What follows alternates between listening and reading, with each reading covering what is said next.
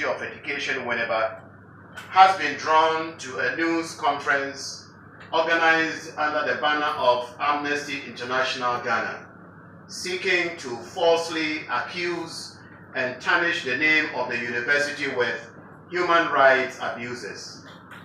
The content of the said news conference was read by one Samuel Agboche, who is said to be the campaign and fundraising coordinator of Amnesty International Ghana, and such contents have since been widely disseminated on radio, television, as well as other online news and social media platforms.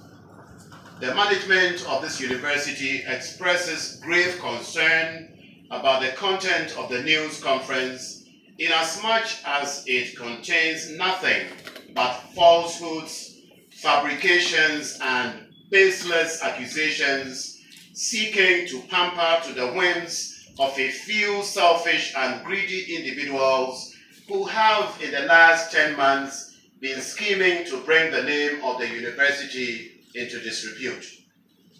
Management of the university is not unaware of the several other articles on online news portals that have been used in the past by such individuals to disparage the image of the university and to sow seeds of discord and confusion among a rather harmonious and peaceful university community. Ladies and gentlemen, management has in several instances treated the content of such online news articles with the contempt they deserve and has never reacted officially to such negative and false publications because of the coward, faceless identities that lay behind such news stories and articles. However, management believes that Amnesty International is a credible global organization whose activities and concerns on issues on human rights are recognized, considered highly significant, and regularly acted upon by governments, civil societies, and international agencies to ensure the protection of human rights deemed to have been violated. UEW cannot, therefore, treat the content of the current news conference with the same dismissiveness with which we treated other lies-filled online news articles about our university. We therefore wish, in this case, to respond to same in order to protect our image and our credibility. Ladies and gentlemen, the University of Education Winneba, similar to other institutions of higher learning in this country, is governed by an Act of Parliament, statutes, and other rules and regulations which have been designed to ensure the highest academic freedom and conducive knowledge-seeking environment for members of the university community. Those who are peddling lies of human rights abuses are individuals who have decided that the rules and regulations of the university should only be applied if they serve their interests and causes. Indeed, our university has, in the last few months, continued to promote, reward, as well as taking disciplinary action against some staff for any misconduct when the situation demands. These have all been done in accordance with the rules and regulations of the university. Unfortunately, we do not have the luxury of time to isolate the various cases of rewards and discipline for discussion here, despite Amnesty International Ghana's biased and one-sided news conference. UEW intends to send a petition and protest to Amnesty International on this unethical behavior by their local chapter in Ghana. However, we want to discuss the issues that were brought up in the said news conference and address them. First of all, according to the report delivered by Amnesty International Ghana at the news conference on Friday, May 4th, it pledges to compile and issue a report on the happenings in the university soon. If Amnesty International Ghana has indeed been compiling this report since 2017, we can say with all certainty that our version, the version of the university management, the official version of the stories they are compiling, including the one that it lay before the public during the news conference, has not been included. How would such a credible organization proceed to engage in a news conference that sullies the image of an institution such as the University of Education, whenever, when in the same report, Amnesty International Ghana admits that it is still compiling the report? The news conference indicated, among other things, that there are ongoing cases of withholding of staff salaries, rejection of authentic excuse duties, and attempts to dismiss some staff. Why would Amnesty International Ghana engage in such miserable generalities and fail to give direct evidence of specific individuals who have found themselves in any such situation without due process, if indeed any of such cases exist? In addition to our four campuses, ladies and gentlemen, the four campuses of Winneba, Kumasi, Mampong, and Ejumakon, this university, with a population of over 62,000 students, operates 38 distance education study centers across this country. The transfer of staff to work on any of the campuses and centers has always been an administrative exercise which is done to ensure that at any point in time, the right and required personnel are engaged to work towards ensuring that the vision and mission of our university are achieved. This goal calls for periodic rotation of personnel that has always characterized the administrative system since the establishment of this university over 26 years ago. For Amnesty International Ghana to indicate that such transfers are punitive and abuse of human rights is a sure indication that Amnesty International Ghana and its representatives do not clearly appreciate the core issues of human rights and how they get violated. We wish to state with emphasis that the University of Education, Winneba, has been peaceful since the academic year began in August 2017. Currently, lectures have successfully ended and examinations are ongoing very smoothly across all our campuses. I myself went around yesterday to many classrooms and everything was running perfectly. Several concerns, genuine concerns of students that had been neglected in the past years have been addressed in a very rigorous and vibrant manner. Maybe during the question and answer time, I'll give you details of some of the things we have been able to achieve in the past 10 months. In addition to the regular management student consultative meetings, our management has instituted an innovative monthly interaction with student leaders, including all class representatives, to deepen students' participation in the governance of the university. The first one took over 3 hours.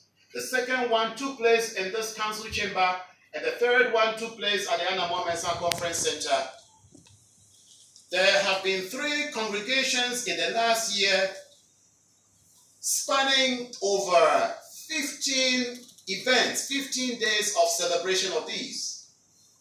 On 2 of these congregation ceremonies, His Excellency Nana Adodankwa Akufo-Addo, the President of the country, came to participate in it. In the most recent congregation, the Vice President, His Excellency Dr. Alhaji Mahmoud Bawumia, was also present, and both times they had good time with us. The presence of such high-profile personalities within a single year at our university is again unprecedented in the history of this university. Therefore, it will be highly mischievous for anyone to suggest that the university environment is not conducive to academic work. Our attention has also been drawn to interviews that were granted to some radio stations by Dr. Samuel Ofori-Bekoin and Professor Ephraim Avia Inso, Principal of the College of Languages at the Ejumako campus. Dr. Samuel Ofori-Bekoin has gone to court over his dismissal, and so we shall not discuss a matter that is before a court of competent jurisdiction. We do this to avoid making any contemptuous statements. We, however, would like to turn our attention to the contents of an interview granted by Professor Avia Insor to GBC Radio only a few days ago. We wish to indicate, ladies and gentlemen, that Professor Avia Insor epitomizes the presence of abundant air of academic freedom which is currently blowing across this university. Professor Avia Insor has, since the assumption of office by the current university management, shown clear dislike for this team, especially to the acting Vice-Chancellor, who was initially directed by the Winneba High Court and subsequently by the Governing Council of the university to take over from the then interdicted Vice-Chancellor by virtue of his position then as the Pro-Vice-Chancellor.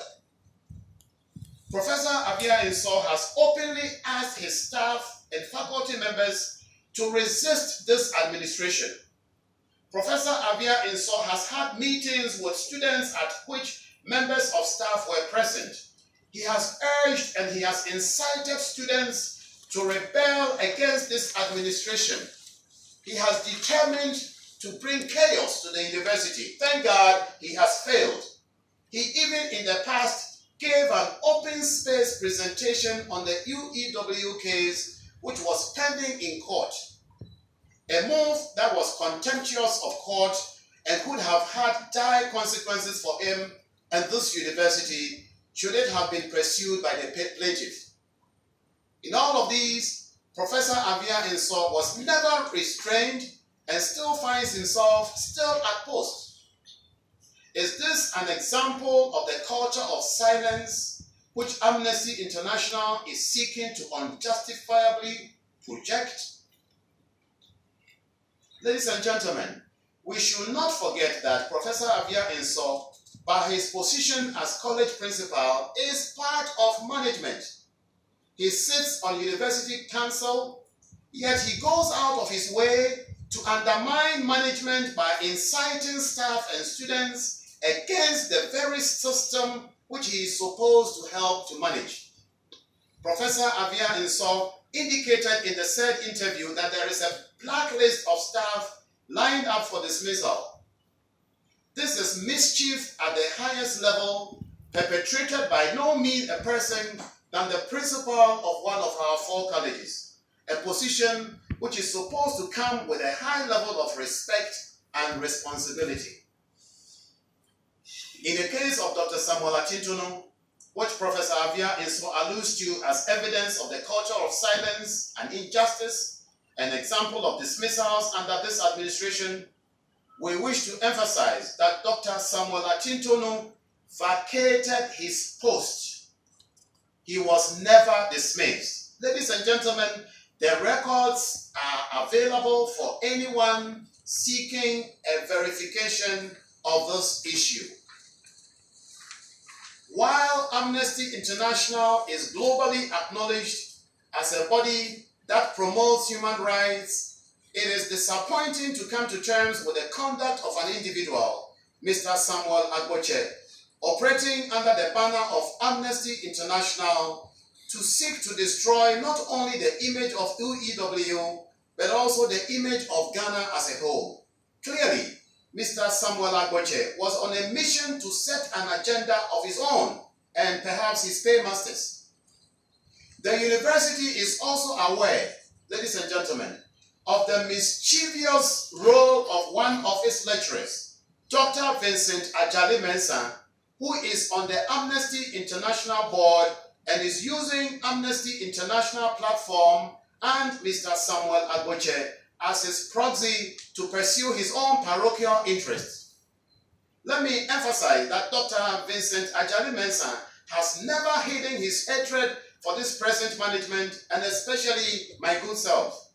He has vowed to use his presence on Amnesty International board to sow seeds of confusion and undermine the authority of the governance structure of this university. We can say with no shred of doubt that Dr. Vincent Ajali Mensah is behind the baseless accusation and fabrication being peddled by Mr. Samuel Agboche. In doing so, not only are Dr. Vincent Ajali Mensah and Mr. Samuel Agboche sowing seeds of mischief in their grand scheming personal agenda, but they are also being highly unpatriotic by destroying the image of a public university, and by the way, the largest populated public university in Ghana today, and consequently the image of Ghana. For those who care to know, the University of Education Winneba is the only university solely dedicated and kept to its mandates as a teacher education university. In the current project that is being undertaken by the Ministry of Education and TTEL, the experts who are writing the curriculum have 80% of them coming from this university alone. Just to give you an example of what this university does for Mother Ghana. University of Education Winneba is bringing this vicious link between Dr. Ajali Mensah and Mr. Samuel Agboche to the attention of Amnesty International Global, and urging this respected agency to call them to order, thoroughly investigate their conduct on this issue, and take disciplinary action against them, since it is clear that their presence as Amnesty International representatives is not to defend and protect human rights, but to pursue their own partisan agenda.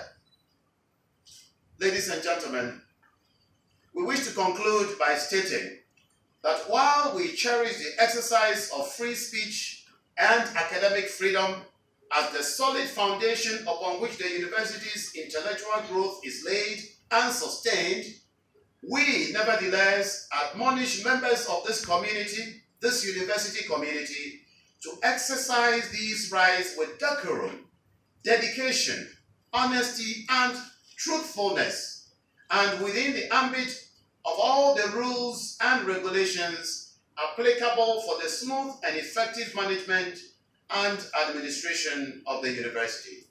I thank you very much for your attention. Thank you, Acting Vice Chancellor.